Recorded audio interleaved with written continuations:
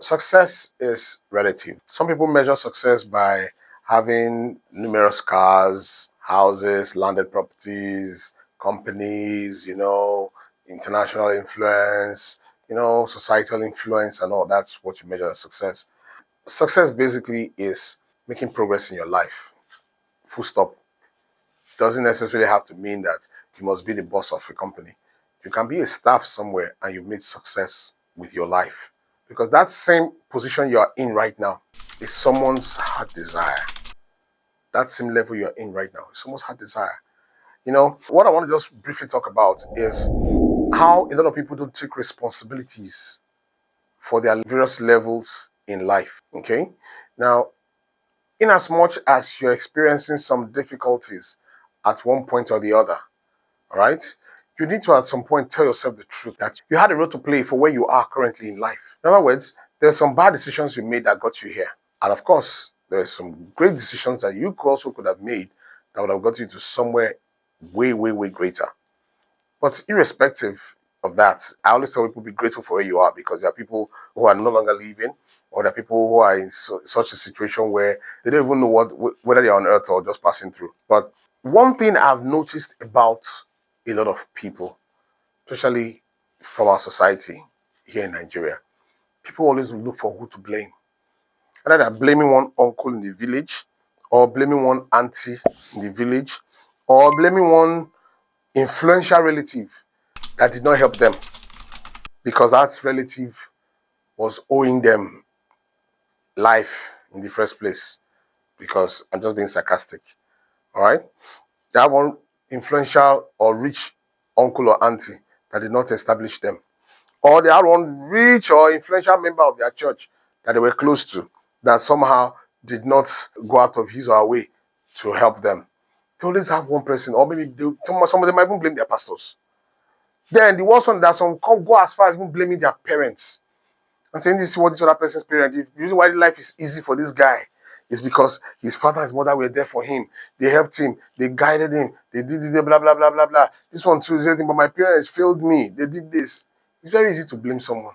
But the truth is, everybody was given same opportunity to run with. When I mean same opportunity, which means same life to run with. What did you do with yours at the various points of your life? Be truthful to yourself. The various points in your life, what were your priorities as you grew older?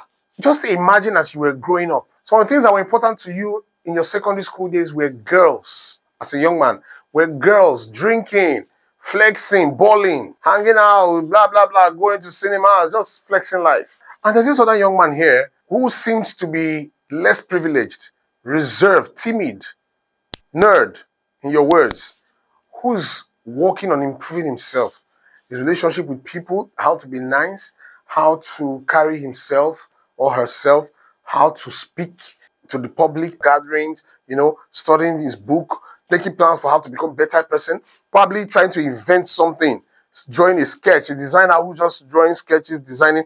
Your friends are there mocking you. Come on, go flex now. You know they draw, they draw dress. You're an artist. While you are there doing some funny jobs, this person is now an internationally celebrated designer. From those sketches, it had nothing to do with the parents. It had nothing to do with one uncle that was rich, the other one. It had everything to do with vision.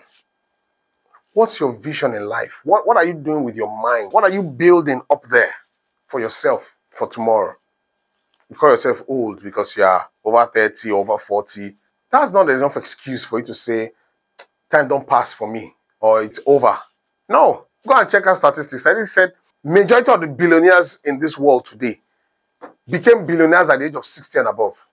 So don't come and say just because of this is my excuse, that's my excuse. This uncle did this in the village, that auntie in the village, this uncle that had money did not help me. Stop giving excuses and take responsibility for where you are right now and change the narrative yourself right now. Change it immediately. What's your savings scheme like? Are you aware that when people ask you for money, it's not every time you just say yes. Okay, you are giving to this, you are giving to that. Okay, big money. Oh, this family member calls. This other person calls. Yeah, oh yeah, now you see. There's an artist that sang, problem, you know they finish. Problem, no they finish.